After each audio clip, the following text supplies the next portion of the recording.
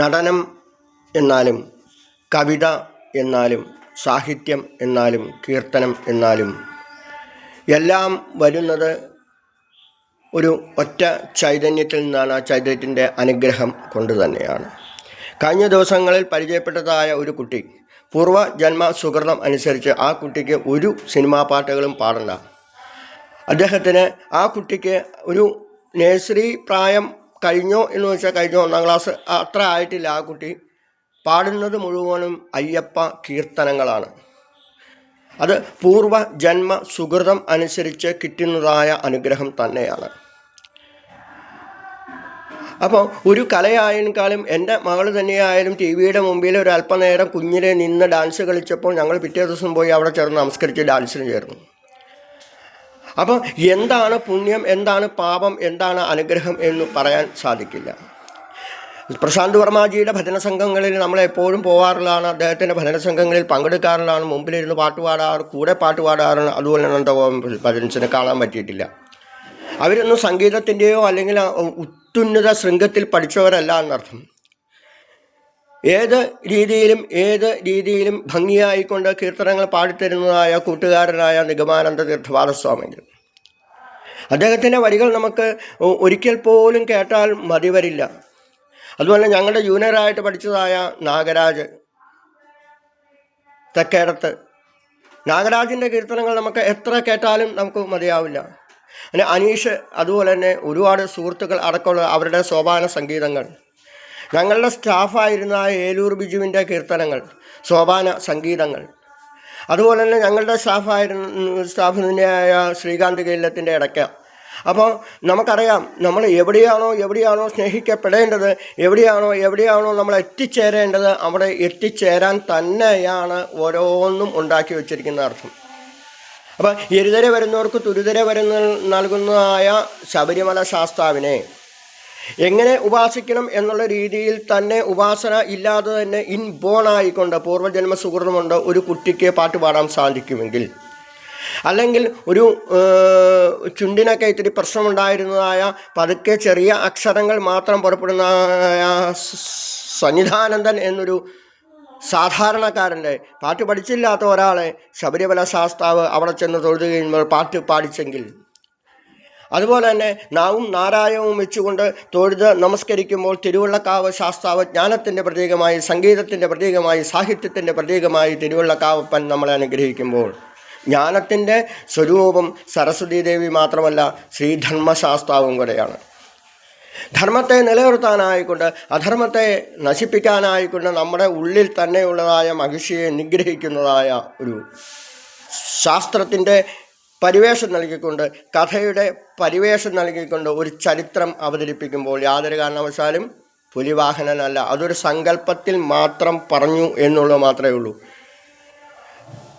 ഹരിവരാസനം വിശ്വമോഹനം വാചി വാഹനം എന്നാണ് അവിടെ പറഞ്ഞിരിക്കുന്നത്. വാചി വാഹനം, വെള്ളക്കുതിരയിൽ വാളും എടുത്തുകൊണ്ട് അധർമ്മത്തെ നശിപ്പിക്കാൻ, അധർമ്മികളെ നശിപ്പിക്കാൻ ശാസ്താവ് വരുമ്പോൾ എവിടെ അധർമ്മം ചെയ്തിട്ടുണ്ടോ, എവിടെയൊക്കെ പ്രശ്നങ്ങൾ ഉണ്ടായിട്ടുണ്ടോ, വെറും പാവപ്പെട്ടതായ ഒരു സാധാരണക്കാരനായ ലോകത്ത് നന്മ ചെയ്തുകൊണ്ടിരിക്കുന്നതായ എന്നും ആർക്കും എന്നും സഹായിക്കുന്നതായ ഒരു പോറ്റിയുടെ പേരിൽ ആരോപണങ്ങൾ വന്നപ്പോൾ, അദ്ദേഹത്തിൻ്റെ കൂടെ ആരും നിൽക്കാനില്ലാണ്ട് വന്നപ്പോൾ ചേർത്ത് പിടിക്കുന്നത് ശബരിമല ശാസ്താവ് തന്നെയാണ്.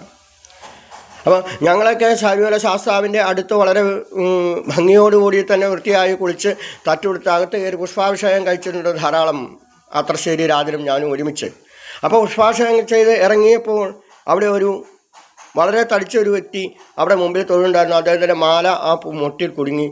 അപ്പോൾ ഇതും ഊങ്കൽക്ക എന്ന് പറഞ്ഞുകൊണ്ട് പകുതി അകത്തേക്കും പകുതി ഭണ്ഡാരത്തിലേക്കും വലിച്ചെറിഞ്ഞതായ ഒരു സങ്കല്പം ഉണ്ടായിട്ടും വേണ്ടാത്തവരുടെ ഒരു കാലഘട്ടത്തിൽ നിന്നും ഉണ്ടായിട്ടും ഒട്ടും വേണ്ടാത്തവരുടെ കാലഘട്ടത്തിലേക്ക് വരുമ്പോൾ നമുക്കറിയാം, ഒന്നിനുമല്ല, ഒരു മന്ത്രത്തിൻ്റെ ആവശ്യമില്ല, ഒരു കൂടുതൽ സൂക്തങ്ങളെ ആയിരിക്കുന്ന സ്വാമിയേ ശരണമയ്യപ്പ എന്ന് വിളിക്കുമ്പോൾ അവിടെ 18 പടികൾ കയറി മുകളിൽ ചെന്ന് തൊഴുത് കഴിയുമ്പോൾ ഭഗവാൻ അവിടെ നമ്മൾ ആരെ കാണുന്നില്ല, നമ്മൾ ബിംബമേ കാണുന്നുള്ളൂ.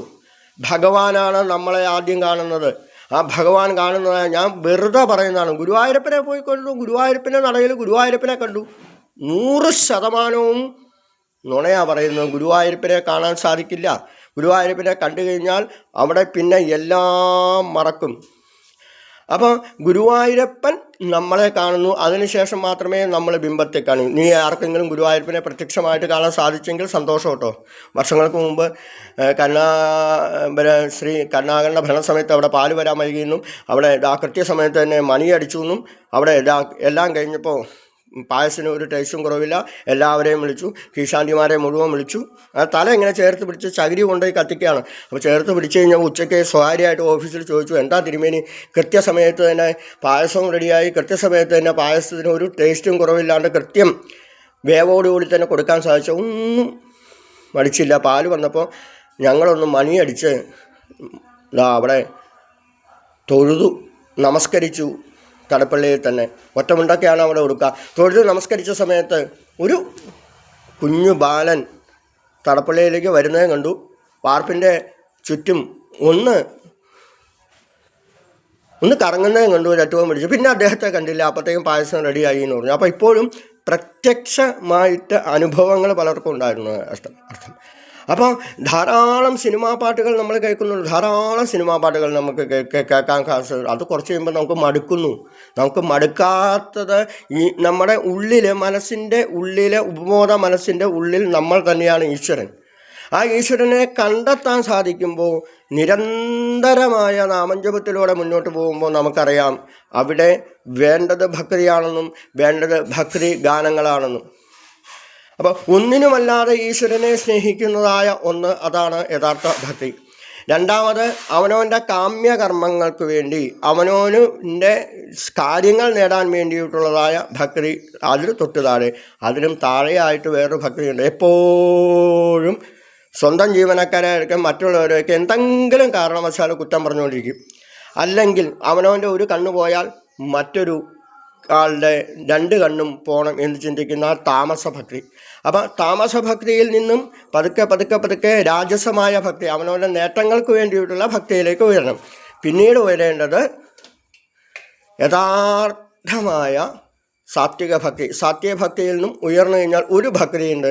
അവിടെ ഭക്തിക്കും അപ്പുറമായിട്ട് നിർഗുണമായ അവസ്ഥ, നിർഗുണ ബ്രഹ്മം, പരമമായ ഈശ്വരൻ തന്നെയായിത്തീരുന്നതാണ്. അതാണ് ഭഗവതാദി പുരാണങ്ങൾ പറയുന്നത്. ധ്യായേത് അജസ്രം ഹരി.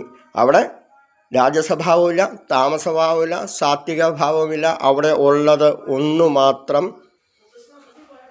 നിർഗുണമായ അവസ്ഥ. ഏതോ അപ്രാപ്യ നിവർത്തൻ്റെ വാചശ്ച മനസാസ്ക. വേദം പറയുന്നത് തന്നെയാണ്. പുളിക്കാപ്പറമ്പ് ദാമോദരൻ ഒരു ശിവപുരാണത്തിലേക്ക് പറയുന്നതും ഇത് തന്നെയാണ്. പുളിക്കാപ്പറമ്പ് ദാമോദരൻ ദേവിയുടെ ചരിത്രങ്ങൾ പറയുമ്പോഴും ഭാഗവതം പറയുമ്പോഴും അദ്ദേഹം പറയുന്നു എന്നാണ്, ഏതോ അപ്രാപ്യ നിവർത്തൻ്റെ വാചശ്ച മനസാസഹ. മനസ്സ് എന്നുള്ള ആവരണം പോയി ബുദ്ധി ഉണർന്ന് എവിടെയാണോ ചെന്ന് നിൽക്കുന്നത്, നസ പുനർ ആവർത്തത, വീണ്ടും ആവർത്തിക്കാത്തതായ ഒരവസ്ഥ. നമ്മളൊക്കെ ഈ പോകുന്ന വഴിക്കായിരിക്കും ചിലപ്പോൾ കുറഞ്ഞു വീണ് മരിക്കുന്നത്. അപ്പോഴും നമുക്ക് ആവർത്തിക്കാത്തൊരു ജന്മമുണ്ടാകണം എന്നർത്ഥം. ഇനിയൊരു ജന്മമുണ്ടെങ്കിൽ കൃഷ്ണ നീ ഇടയനായി തന്നെ ജനിക്കണമെന്ന് ONV കുറുപ്പ് പാടിയതുപോലെ തന്നെ നമുക്കറിയാം. അവിടെ ഇനിയൊരു ജന്മമുണ്ടെങ്കിൽ കുചേല ബ്രാഹ്മണൻ ഭക്തിയോടെ പ്രാർത്ഥിച്ച പോലെ തന്നെ തസ്സേവമേ സൗഹൃദ സഖ്യമൈത്രി ദാസ്യം പുനർ ജന്മനസ്യാൽ. വീണ്ടും ഒരു ജന്മമുണ്ടെങ്കിൽ സംശയമൊന്നുമില്ല സത്സംഗത്തെ നിസ്വസംഗം, സത്സംഗങ്ങളായിട്ടുകൊണ്ട് സജ്ജനങ്ങളായിട്ടുള്ള ഒരു ജന്മം ഉണ്ടാവാതിരിക്കാൻ പ്രാർത്ഥിക്കുക എന്നർത്ഥം. ജന്മമുണ്ടെങ്കിൽ തന്നെ സജ്ജനങ്ങളായിട്ടുള്ളതായ ഒരു സംസർഗം. എവിടെ ചെന്നാലും, എവിടെ പോയാലും, ഏത് കടയിൽ പോയാലും, ഏത് അമ്പലത്തിൽ പോയാലും, എവിടെ ചെന്നായാലും നമ്മൾ ചോറ്റാനിക്കരമ്മയുടെ അല്ലെങ്കിൽ കുരിക്കാടദേവരുടെ അല്ലെങ്കിൽ മഹാദേവൻ്റെ അല്ലെങ്കിൽ വൈക്കത്തപ്പൻ്റെ അല്ലെങ്കിൽ ദേവിയുടെ ഏതെങ്കിലും ഒരു ഭക്തനെ ഏത് കടയിൽ വെച്ചാലും, ഏത് ജംഗ്ഷനിൽ വെച്ചാലും, ഏത് ചന്തയിൽ വെച്ചാൽ പോലും കണ്ടുമുട്ടി നമസ്തേ പറയാൻ സാധിക്കുന്നുണ്ടെങ്കിൽ അവരും ഈശ്വരന്മാരാണ് എന്ന് ഓർമ്മിപ്പിച്ചുകൊണ്ട്, ഓരോ പുൽക്കൊടിയിലും മണ്ണിലും വിണ്ണിലും തൂണിലും തുരുമ്പിലും ദൈവം ഇരിക്കുന്നു, അവൻ കരുണാമയനായി കാവൽ വിളക്കായി കരളിൽ ഉദിക്കുന്നു. അല്ലെങ്കിൽ ആ കുട്ടിക്ക് എങ്ങനെ പാടാൻ സാധിക്കുന്നു? ആ കുട്ടി തൊട്ടടുത്തിരുന്ന 2 ചിന്തുപാട്ട് പഠിപ്പിക്കുന്ന 2 പേരുടെ ഒപ്പം താളം പിടിച്ചെങ്കിൽ അവർ ഈ കുട്ടിയുടെ താളം പൂർവ്വജന്മമാണ്.